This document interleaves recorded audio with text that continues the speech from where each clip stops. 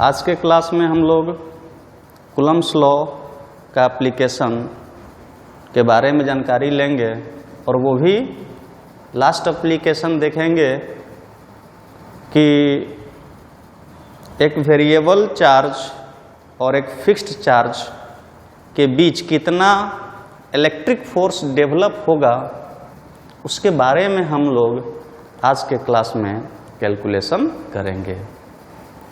जैसे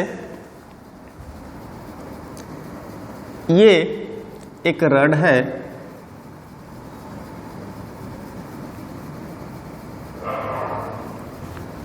जिसका length L है और चार्ज Q1, यानी इस पूरे रड पर Q1 चार्ज डिस्ट्रीब्यूट है जो कि पॉजिटिव नेचर का है।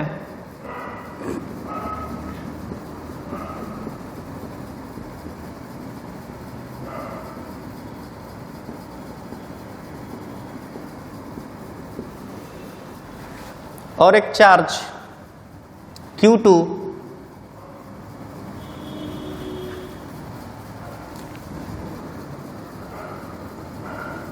ये दूरी हम d मान लेते हैं। हमको कैलकुलेट करना है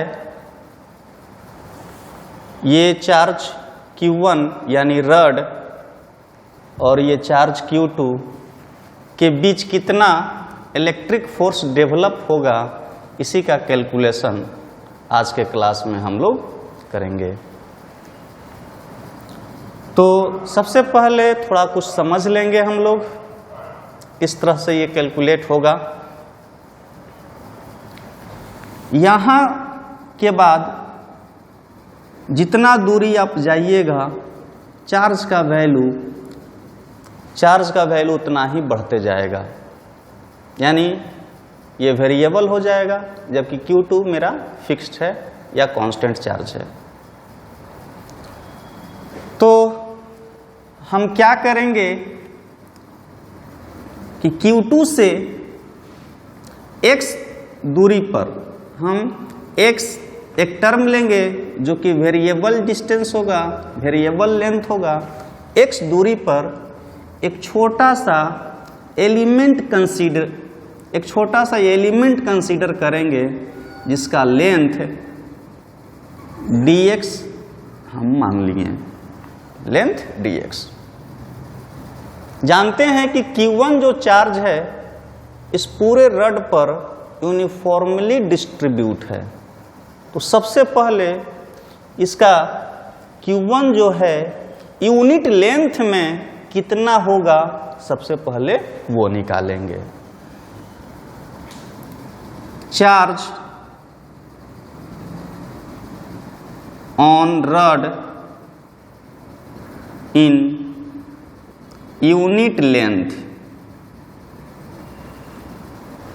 इज इक्वल टू लिख सकते हैं Q1 डिवाइडेड बाई L। ये चार्ज पर यूनिट लेंथ हुआ, कहाँ पर? तो रड पर। अब dx लेंथ में कितना चार्ज होगा वो कैलकुलेट करेंगे। Charge in dx length Q1 by L into dx। ये मेरा चार्ज आ गया dx लेंथ में और Q2 चार्ज तो दिया हुआ है। ये चार्ज जो यहाँ स्मॉल एलिमेंट का जो चार्ज है और Q2 जो चार्ज है, उन दोनों के बीच का दूरी अब x हो गया।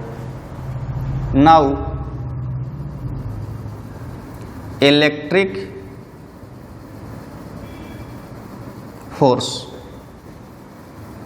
इज इक्वल टू, फॉर्मूला होता है 1/4 पाई epsilon not Q1 Q2 by d²। मेरा यही फॉर्मूला होता है, लेकिन यहाँ पर एक स्मॉल चार्ज के चलते फोर्स निकाला जाएगा, तो जो फोर्स होगा वो भी स्मॉल होना चाहिए।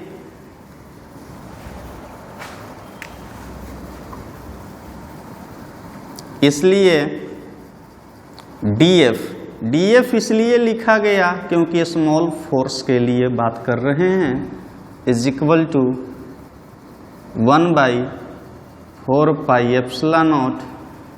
पहला चार्ज जो होगा वो स्मॉल एलिमेंट के लिए होगा, यानी Q divided by L into dx था, Q1। दूसरा चार्ज जो मेरा Q2 था वो ले लिया हमने, और दोनों के बीच का दूरी x² ले लिया। इसके बाद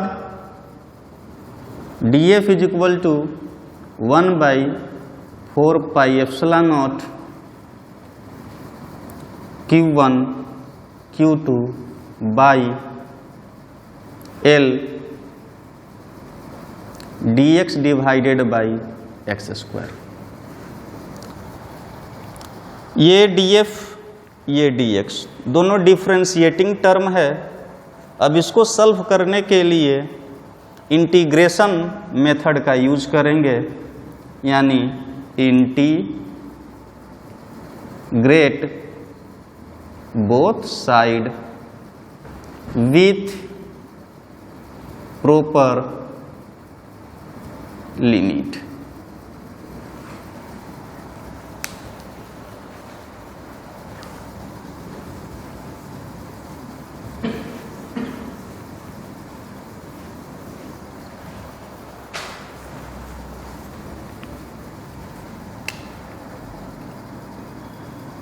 dF integrate is equal to 1/4πε0 Q1 Q2 by L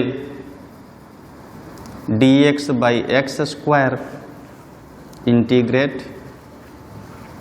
x का वैल्यू जो सबसे कम होगा वो d होगा, और जो सबसे ज़्यादा वैल्यू होगा x कहाँ तक बढ़ सकता है, तो फाइनली d प्लस l तक वैल्यू हो सकता है। तो लोअर लिमिट जो होगा d और अपर लिमिट जो होगा वो होगा x प्लस में l।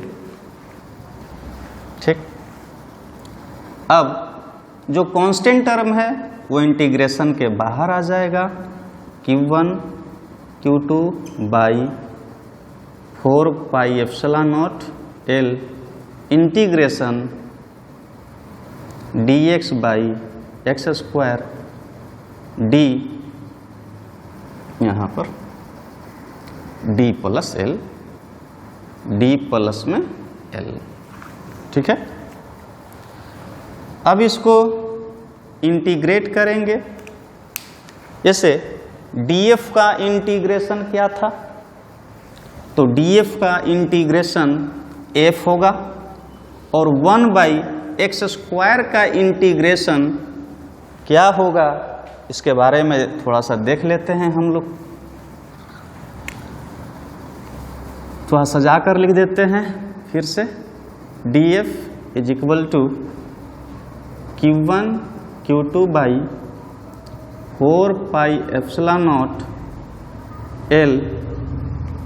इसको हम ऐसे भी लिख सकते हैं x⁻² dx d plus L।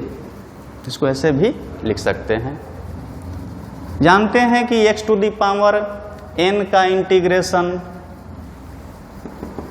Integration of x⁻n dx is equal to होता है x⁻n plus 1 divided by n plus 1 plus c, तो c का हम इसमें यूज करेंगे नहीं। df का इंटीग्रेशन f होगा, तो f is equal to Q1 Q2 by 4πε0 L integration कर रहे हैं x⁻² प्लस 1 -2 प्लस 1 d से d plus L।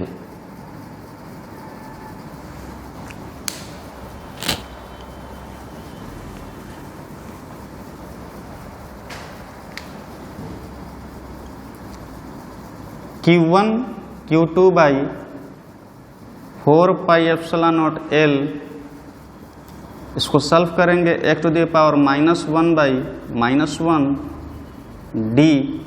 d plus L। Solve किया जाए इसको, Q1 Q2 by 4 pi epsilon naught L, इसको -1 बाई x लिख सकते हैं, d प्लस में L। सबसे पहले x के जगह पे अपर लिमिट पुट करेंगे, देन उसके बाद लोअर लिमिट पुट करेंगे।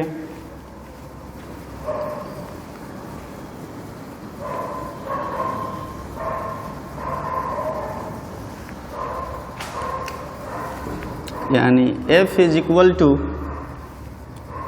Q1 Q2 by 4 pi epsilon naught L -1 by d plus L minus of minus 1 by d, minus minus ये प्लस हो जाएगा, Q1 Q2 by 4 pi epsilon naught L,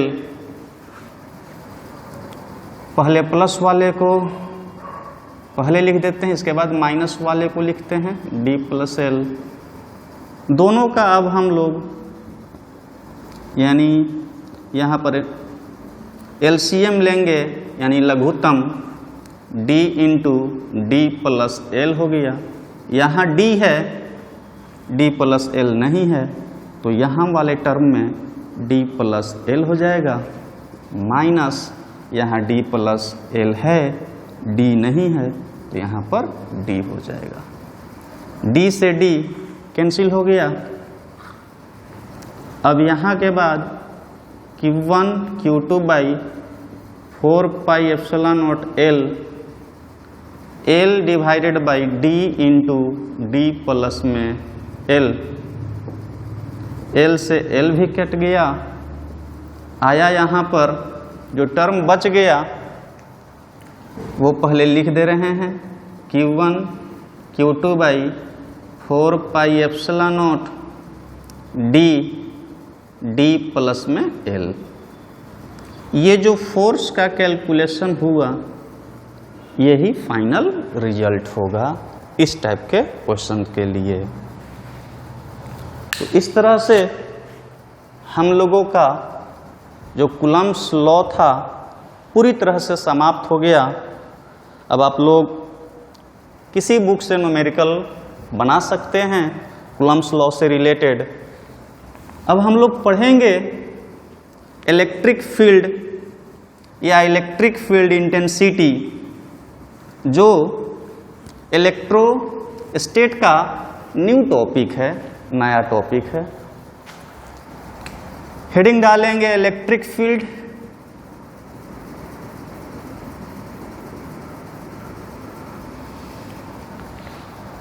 इसके बारे में थोड़ा सा समझ लेंगे क्या होता है।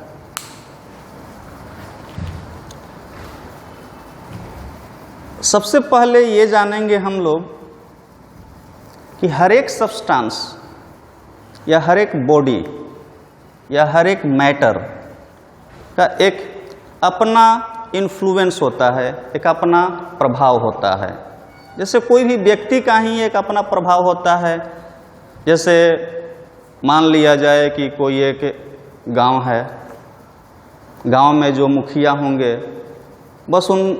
बस उस मुखिया का प्रभाव बस अपने यहाँ पंचायत में ही होगा, तो वो उनका प्रभाव है। तो ठीक उसी प्रकार से कोई भी चार्ज जो होगा वो एक प्रभाव को डेवलप करता है, एक इन्फ्लुएंस को डेवलप करता है, एक फील्ड को डेवलप करता है, चाहे वो चार्ज पॉजिटिव हो या निगेटिव हो। तो जितना प्रभाव को डेवलप करेगा या जितना वो इन्फ्लुएंस डेवलप करेगा या जितना फील्ड डेवलप करेगा, हम उसी को इलेक्ट्रिक फील्ड कहते हैं। यानी इलेक्ट्रिक का मतलब ही हो गया कि चार्ज के द्वारा जो फील्ड डेवलप हो, यानी कोई भी चार्ज जो फील्ड डेवलप कर रहा है उसको हम लोग यानी वैसे फील्ड को इलेक्ट्रिक फील्ड कहेंगे।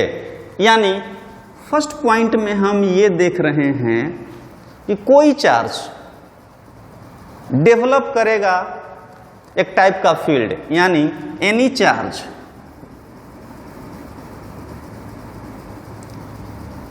आइदर पॉजिटिव चार्ज और negative charge develop a type of field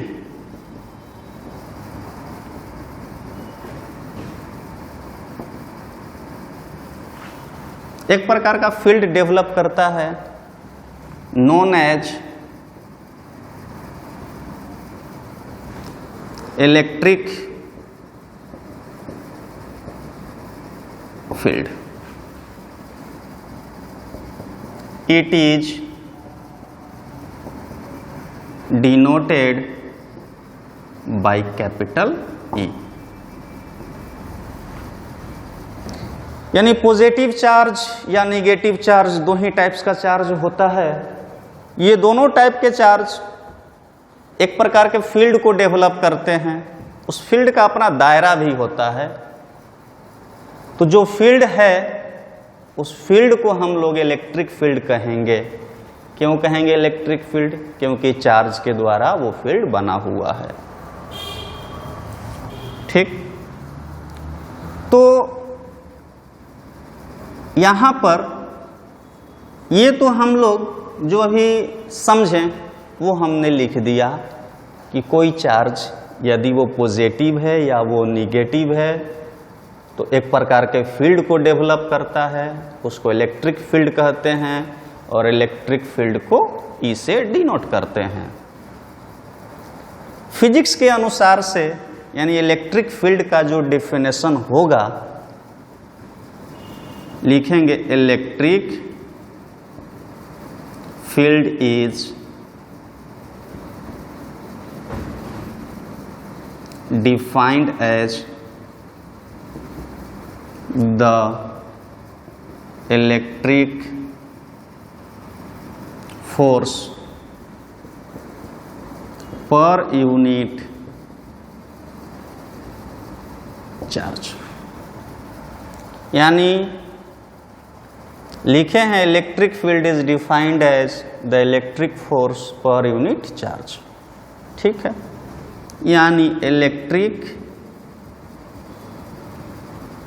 field बराबर लिख सकते हैं कि इलेक्ट्रिक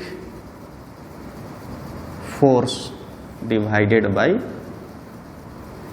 इलेक्ट्रिक चार्ज। ठीक है, यानी E is equal to F by Q। Force vector quantity है तो इलेक्ट्रिक फील्ड भी वेक्टर क्वांटिटी होगा।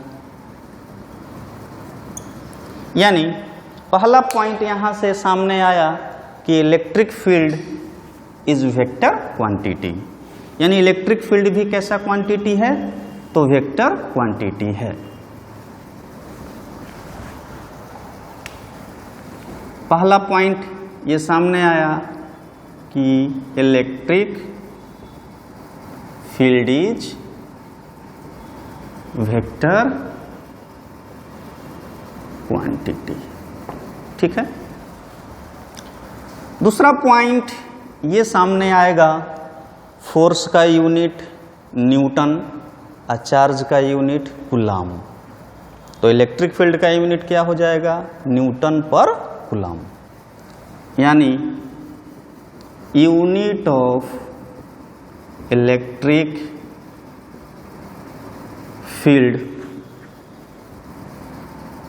Is equal to newton per coulomb. ये कौन सा यूनिट होगा? तो एसआई यूनिट। लेकिन यदि CGS यूनिट की बात की जाएगी तो फोर्स का CGS यूनिट डाइन होगा और चार्ज का CGS यूनिट ESU होगा, यानी डाइन पर ESU, है ना। ये जो है ये CGS यूनिट हो गया। ठीक, थर्ड पॉइंट की बात करेंगे हम लोग डायमेंशन की। क्या डायमेंशन होगा इसका, उसके बारे में चर्चा करेंगे। तो dimension of electric field is equal to newton का डायमेंशन M1 L1 T-2। पहले भी बता चुके हैं किस तरह से कैलकुलेट करते हैं। और चार्ज का डायमेंशन A इंटू T। ये दोनों ऊपर जाएगा तो यहाँ भी पावर 1 है और यहाँ भी पावर 1 है, दोनों ऊपर जाएगा तो माइनस में हो जाएगा, यानी M1 L1 T-2 A-1 T-1। अब इसको सॉल्व करेंगे। M1 L1 A-1 T-3। ये जो हो गया ये इलेक्ट्रिक फील्ड का डायमेंशन हो गया। नहीं, तो ये बेसिक नॉलेज है जो इलेक्ट्रिक फील्ड से रिलेटेड है। अब हम लोग कितना इलेक्ट्रिक फील्ड डेवलप करेगा कोई भी चार्ज, उसका कैलकुलेशन अब हम लोग करने जा रहे हैं।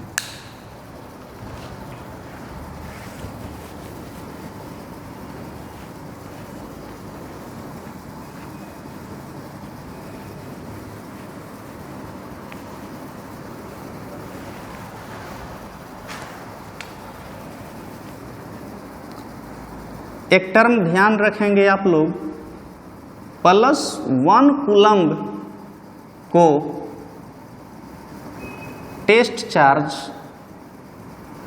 के नाम से जानेंगे।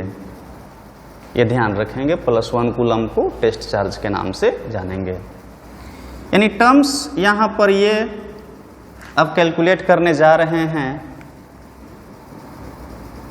Electric field intensity due to charge और पॉइंट चार्ज या स्टेशनरी चार्ज बोल सकते हैं। ये चार्ज हम Q ले लिए, यहां से R डिस्टेंस पर कोई पॉइंट P है और हमको इसी P पॉइंट पर इलेक्ट्रिक फील्ड कैलकुलेट करना है। ठीक, तो जिस जगह पर इलेक्ट्रिक फील्ड कैलकुलेट करना होता है उस जगह पर हम अपने मन से टेस्ट चार्ज प्लेस कर देते हैं। ये हमने टेस्ट चार्ज प्लेस कर दिया +1 कूलम्ब। अब देखेंगे कि ये जो चार्ज है ये पॉजिटिव नेचर का है और ये भी पॉजिटिव नेचर का है। रिपल्सन होगा या तो रिपल्सन होगा तो यहाँ पर जो फोर्स डेवलप होगा F इस डायरेक्शन में डेवलप होगा। कितना होगा तो 1/4 पाई epsilon not epsilon R। Medium को लेकर के भी हम लोग वर्क करेंगे, यदि नहीं है तो एप्सिलॉन R का वैल्यू नहीं लेंगे, यदि होगा तो उसका वैल्यू जरूर लेंगे। Q into +1 coulomb divided by R²। ठीक है, और अभी हम लोग यहाँ इलेक्ट्रिक फील्ड का डेफिनेशन जान रहे हैं कि electric force per unit charge. इसलिए electric field is equal to F by Q, है ना। F का वैल्यू कितना हो गया 1/4πε0। Q ये +1 कूलम से मल्टीप्लाई कीजिए, कोई फर्क पड़ने वाला नहीं है। εr divided by r²।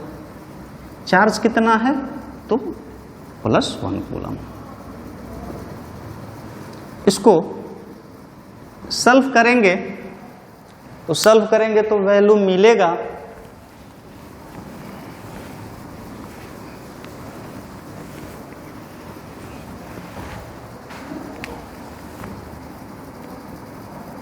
E is equal to 1/4πε0 Q divided by r²। ये जो वैल्यू आया ये इलेक्ट्रिक फील्ड का मैग्नीट्यूड हुआ, डायरेक्शन नहीं हुआ। और इलेक्ट्रिक फील्ड वेक्टर क्वांटिटी है तो वेक्टर के टर्म में भी होना चाहिए, वेक्टर के टर्म में भी लिख देते हैं in electric field in vector form. E vector is equal to 1/4πε0 Q divided by r² into r vector. ये वेक्टर के टर्म में हो गया।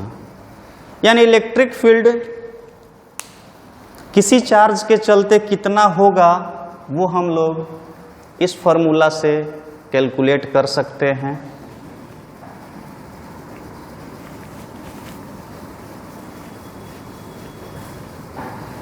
जो सबसे इम्पोर्टेंट टर्म है वो मैं आप लोगों को बताना चाहूँगा, बहुत इम्पोर्टेंट टर्म है कि इलेक्ट्रिक फील्ड का डायरेक्शन वही होगा जो इलेक्ट्रिक फोर्स का डायरेक्शन होगा। बहुत इम्पोर्टेंट टर्म है ये। The direction of electric field is same as the direction of electric force। यानी इलेक्ट्रिक फोर्स का जिधर डायरेक्शन होगा उधर ही ये इलेक्ट्रिक फील्ड का भी डायरेक्शन होगा। ऐसा नहीं होगा कि इलेक्ट्रिक फील्ड का डायरेक्शन अपवर्ड है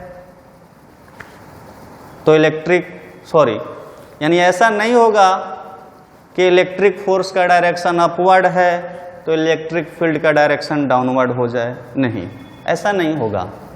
जिधर इलेक्ट्रिक फोर्स होगा उधर ही इलेक्ट्रिक फील्ड भी होगा।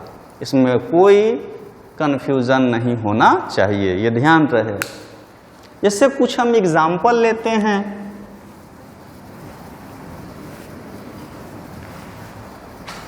जैसे ये एक प्लस चार्ज Q है, हमको इस पॉइंट पर इलेक्ट्रिक फील्ड कैलकुलेट करना है। चलिए P1 पॉइंट पर,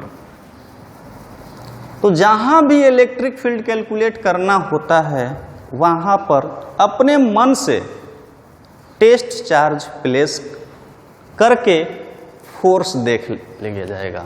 फोर्स देखिए पहले, यानी +1 कूलम हमने टेस्ट चार्ज प्लेस कर लिया, तो ये भी पॉजिटिव और ये भी पॉजिटिव, रिपल्सन होगा जरूर, तो रिपल्सन हो गया यानी F लगा, यानी फोर्स इधर जा रहा है तो ऑब्वियसली फील्ड भी इधर ही होगा। जैसे एक और एग्जांपल लेते हैं। चलिए, एक -Q चार्ज है यानी नेगेटिव चार्ज। इस पॉइंट पर P पॉइंट पर हमको डायरेक्शन बताना है कि किधर डायरेक्शन होगा। तो बोले थे कि जिस पॉइंट पर डायरेक्शन निकालना है वहाँ पे +1 कूलम्ब अपने मन से चार्ज आप प्लेस कर दीजिए। ये नेगेटिव है और ये पॉजिटिव है, यानी कूलम्ब्स लॉ का डायरेक्शन निकालने के लिए जब बता रहे थे तो उस टाइम में हमने बताया है कि एक प्लस और एक माइनस के बीच एट्रैक्शन फोर्स डेवलप होगा और पॉजिटिव चार्ज हमेशा निगेटिव चार्ज के तरफ अट्रैक्ट होगा, यानी जो ये चार्ज होगा वो हमेशा +2 माइनस के तरफ आएगा, यानी फोर्स इधर होगा। और अभी हमने आप लोगों को बताया है कि जिधर फोर्स होगा उधर ही इलेक्ट्रिक फील्ड होगा। इसमें कोई डाउट नहीं होना चाहिए या कोई कंफ्यूजन भी नहीं होना चाहिए। यदि इस तरह से आप लोग डायरेक्शन फाइंड करना सीख जाते हैं तो कोई ये हार्ड काम नहीं है या हार्ड वर्क नहीं है कि इलेक्ट्रिक फील्ड का डायरेक्शन कैसे फाइंड किया जाए। अब हम लोग इसके बारे में इलेक्ट्रिक फील्ड का कुछ एप्लीकेशन पढ़ेंगे, लेकिन आज नहीं, इसको पढ़ेंगे अगले क्लास में। आज के लिए बस इतना ही, बाकी अगले क्लास में देखते हैं।